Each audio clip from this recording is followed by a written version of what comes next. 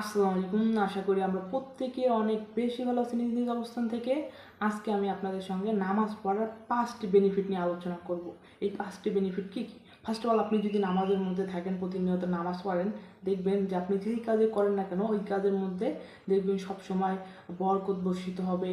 দ্বিতীয় নাম্বার বেনিফিটটা হচ্ছে যে আপনি যদি নামাজের মধ্যে থাকেন তাহলে দেখবেন যে আপনার চেহারার মধ্যে নূর বর্ষিত হবে, আপনার মন মানসিকতা সবসময় ভালো থাকবে, সবসময় পজিটিভ চিন্তা ভাবনার মধ্যে থাকবেন।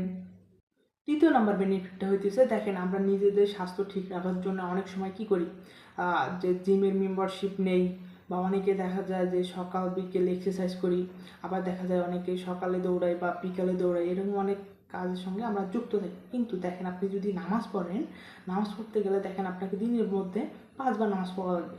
যখন আপনি 5বার নামাজ পড়বেন, হ্যাঁ, তখন দেখবেন যে অটোমেটিকলি আপনার এক্সারসাইজ হয়ে যেতেছে, সওয়াব হইতেছে। এখানে বেনিফিট আর বেনিফিট। 4 নম্বর বিষয়টা হইতেছে, আপনি যদি প্রতিনিয়ত নামাজের মধ্যে থাকেন, প্রতিনিয়ত 5 ওয়াক্ত নামাজ পড়েন, তাহলে আপনার পরিবারের উপরে যদি কোনো সমস্যা আসে, এই সমস্যা থেকে আল্লাহ তাআলা আপনাকে হেফাজত করবে।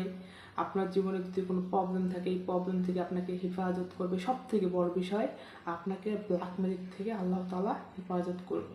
ব্ল্যাক ম্যাজিক আপনার উপরে কাজ করবে না। আমার বিষয়টা হচ্ছে মোস্ট ইম্পর্ট্যান্ট। দেখেন নর্মালি এখানে আপনার কী হইতেছে, শরীর ভালো থাকতেছে, মন ভালো থাকতেছে, পজিটিভ থট আসতেছে, প্লাস আপনি নামাজ পড়ার কারণে পরকালে জান্নাতের চাবি পাইতেছেন। তাই নিজে নামাজ পড়ুন, নিজের পরিবারকে নামাজ পড়ার উৎসাহিত করুন, নিজের ফ্রেন্ডদের নামাজ পড়ার জন্য উৎসাহিত করুন। নিজে ভালো থাকুন, অন্যকে ভালো থাকার তৌফিক করে দেন। আর আল্লাহর কাছে সবসময় বেশি বেশি করে চাবেন। আল্লাহর কাছে না চাইলে এটা হবে শিরিক। দেখেন আপনি এমন একটা ধর্ম লিড করতেছেন যে আল্লাহর কাছে না চাইলে সেটা শিরিক হবে। তাই বেশি বেশি চান, অন্যকে হেদায়েতে আসার জন্য উৎসাহিত করুন, মানুষকে পথ দেখান, নিজে সঠিক পথে চলুন। ঠিক আছে, ভালো থাকবেন। আল্লাহ হাফেজ। আবারও দেখা হবে নতুন কোনো ভিডিওতে।